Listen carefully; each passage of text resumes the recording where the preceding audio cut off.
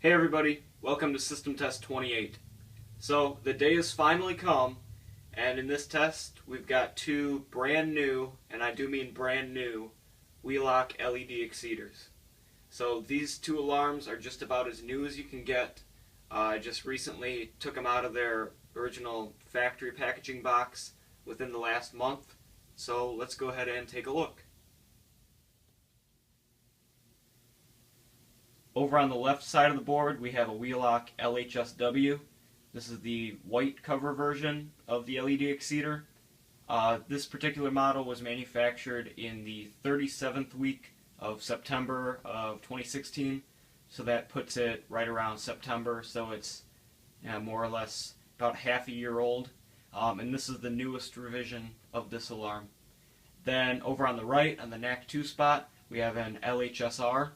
And this one is one of the earliest revisions of this LED horn strobe. This one was manufactured in late 2012. So there are some differences on the interior between the two revisions, but they both operate exactly the same. It shouldn't be a huge surprise that I decided to pair up the LED Exceders with my fire-lite BG12 pull stations. Over on the left, we have just a standard fire-lite branded BG12 with the Allen wrench lock. Over on the left, this is a fire-lite BG12 SL single action, and it does have a lock, and you also notice it has the Honeywell branding below the fire-lite alarms logo. So the Siemens sxl-ex is coding the NACs to continuous, and then each of the LHS series horn strobes are coding themselves to code 3. And the thing I've noticed while I was running the tests of this before filming this video is a lot of times when you have alarms that are coding themselves to anything, they tend to get really badly out of sync. These two alarms will hold a good synchronization for about 2 or 3 minutes after the alarm goes off, so Wheelock really did a good job with keeping the timing on the strobes and the code 3 sequences consistent on all these alarms. So it'll kind of look like they're being run by a sync module, but each of these is doing its own coding and they're completely separate on steady NACs. So let's go ahead and get right to it and pull a pull station.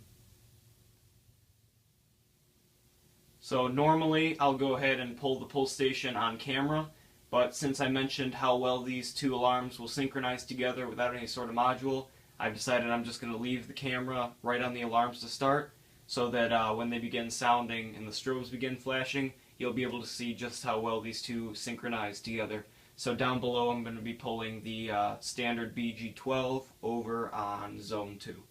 So here we go.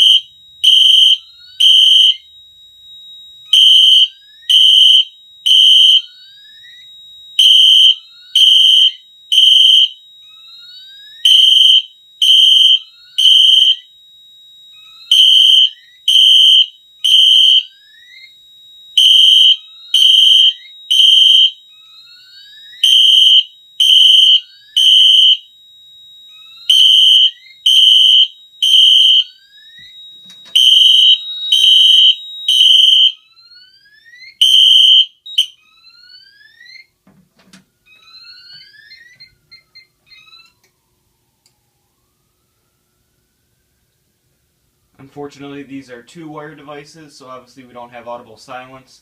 And I will admit it did fall out of sync a little bit quicker than when I was testing it, so it might just depend on how what kind of a start they get off to, I guess.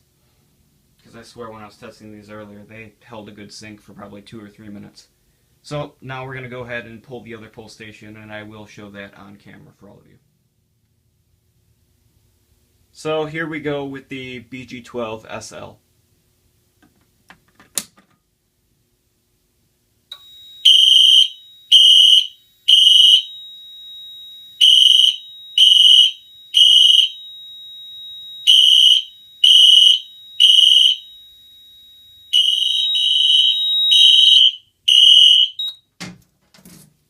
So now we're going to go ahead and reset these stations.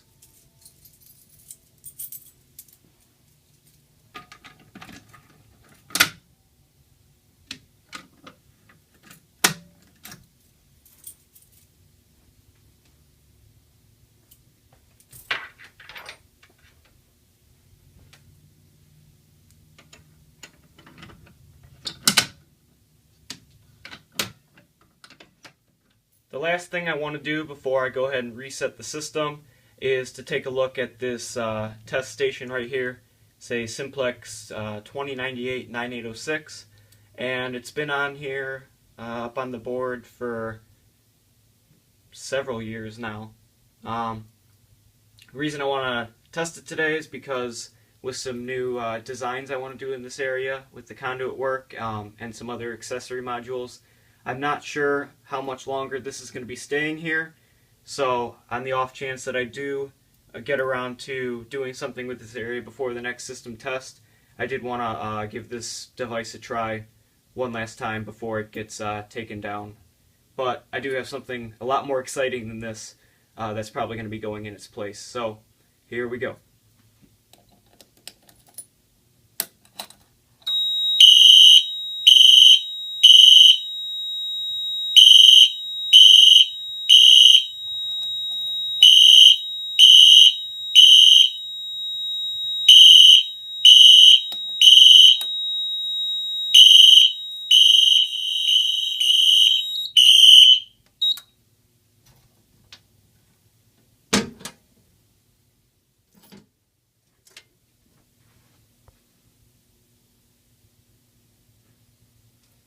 So now we got 3 zones in alarm, and we can finally go ahead and do a full system reset.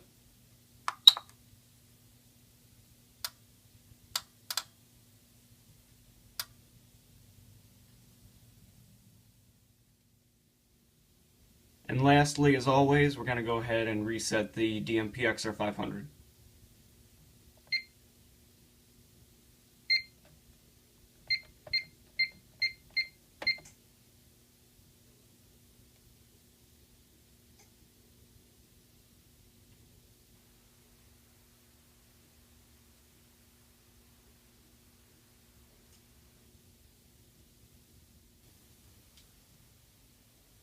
So that wraps it up for the actual system test content in this video, and I want to take a few minutes to talk about what I plan on doing over here. Like I mentioned in the video, I went ahead and tested this Simplex duct detector test station because I'm not sure how much longer I'll have this installed. I mean, in all likelihood it'll probably be here for several more system tests because I probably won't get around to doing anything with it.